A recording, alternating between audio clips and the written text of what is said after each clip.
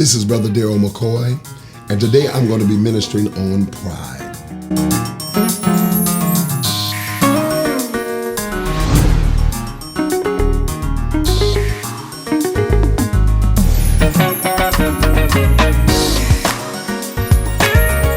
God bless you, brothers and sisters. Listen, today I'm going to be ministering on pride. If you look in Ezekiel chapter 16, verse 49, he said, "Behold, this was the iniquity of thy sister Sodom." And the number one thing was pride. People think that God sent the people in Sodom and Gomorrah to hell for homosexuality or lesbianism.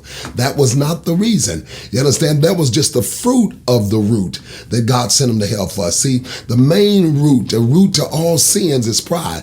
The Bible said, though we walk in the flesh, we war not after the flesh, for the weapons of our warfare are not carnal, but they're mighty through God to the pulling down of stronghold and casting down imaginations and every high thing that exalts itself against the knowledge of God. When a man sins, what he does, he transgresses. In other words, he says that my way is better than God's way. And we're living in an hour today that pride is everywhere. Preachers are preaching things that produce pride. I mean, I'm not against education, but when you're trying to get education without God, the Bible said knowledge puffeth up. And I thank God, I believe in prosperity. I believe that God wants us to have the best and wear the best and drive the best and live in the best. But when it comes to seeking after those things, then we get what you call an attitude of self-achievement. So we think we're better than somebody, or we're more blessed than somebody that maybe is driving a Chevy versus a Mercedes-Benz. And the Bible said, he said, God resists the proud, but he gives grace unto the humble. And we're living in an hour today that the number one sin, the thing that God, he can deal with an alcoholic,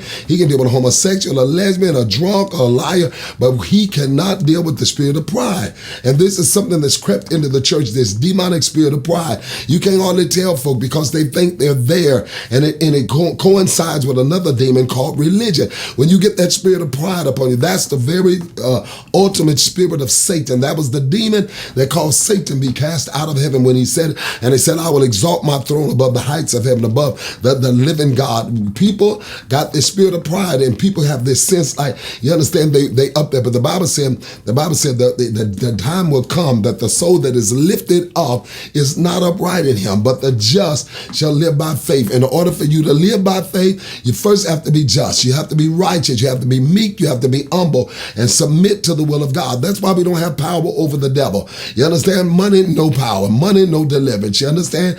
Education is still, the devil's not going to subside our head. What we need to do is be able to submit unto God. You understand? He says, submit yourself therefore unto God. Then you can resist the devil and he'll flee. But we're not submitting. The key to God, the key to success is humility. If you'll humble yourself under the mighty hand of God, he will exalt you in due time. Pride is creeping in. People feel, well, I'm not an adulterer. I'm not a cigarette sucking, pipe puffing, tobacco chewing, whore chasing, freebasing, whiskey nipping, cocaine sniffing, weed chopping, pill popping devil. Well, it don't matter. If you got that demonic spirit of pride on you, you're worse than the Sodomites. You understand? And that's the number one thing. Ezekiel 16 and 49. It was the root of all of the sin.